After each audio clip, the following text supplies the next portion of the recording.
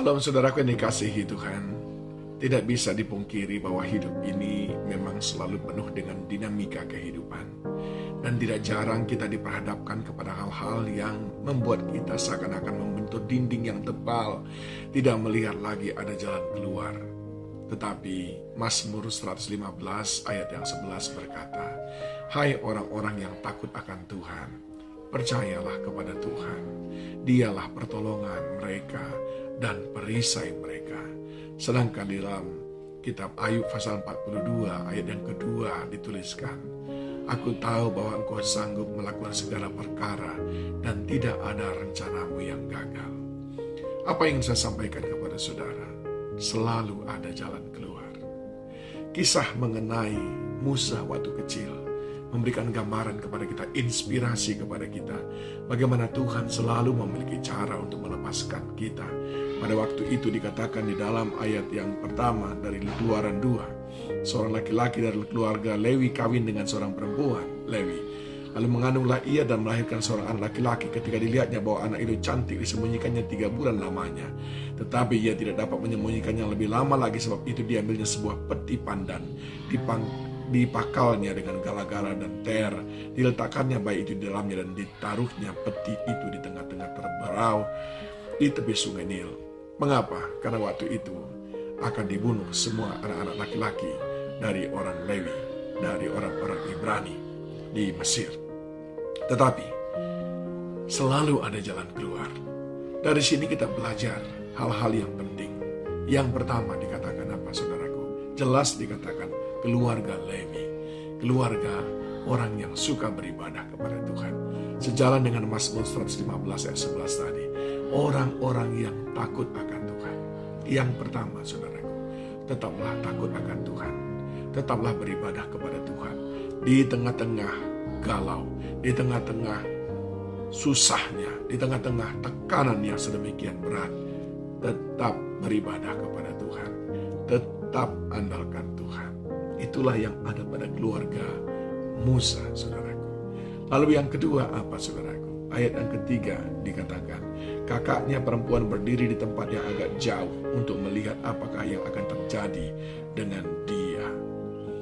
Yang kedua, di dalam masa-masa sukar kita perlu bekerja sama, saudaraku.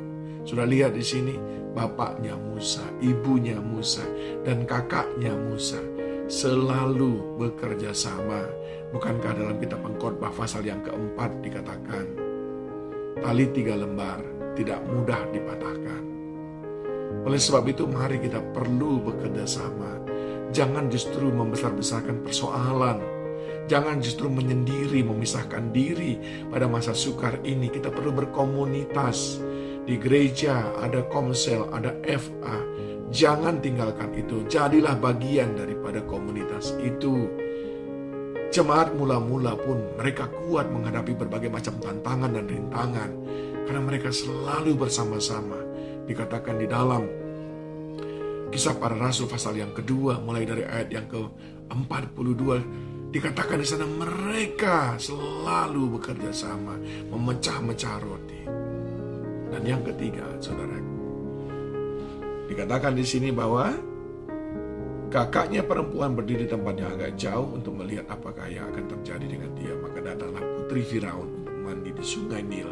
Sedang dayang-dayangnya berjalan-jalan di tepi sungai Nil, lalu terlihatlah olehnya peti yang tengah-tengah yang terberau itu.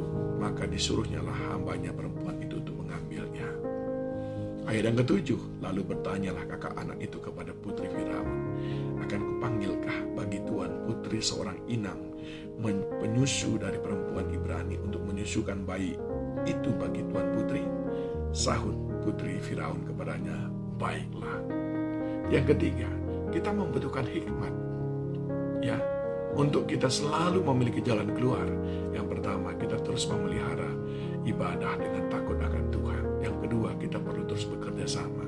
Dan yang ketiga, kita membutuhkan hikmat, saudaraku. Saudara bisa lihat betapa hikmat yang sangat tinggi yang dimiliki oleh saudara perempuannya Musa.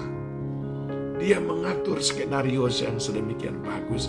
Dia berkata kepada putri Firaun, bolehkah aku carikan yang nanti mengasuhnya, inangnya yang akan nanti menyusuinya?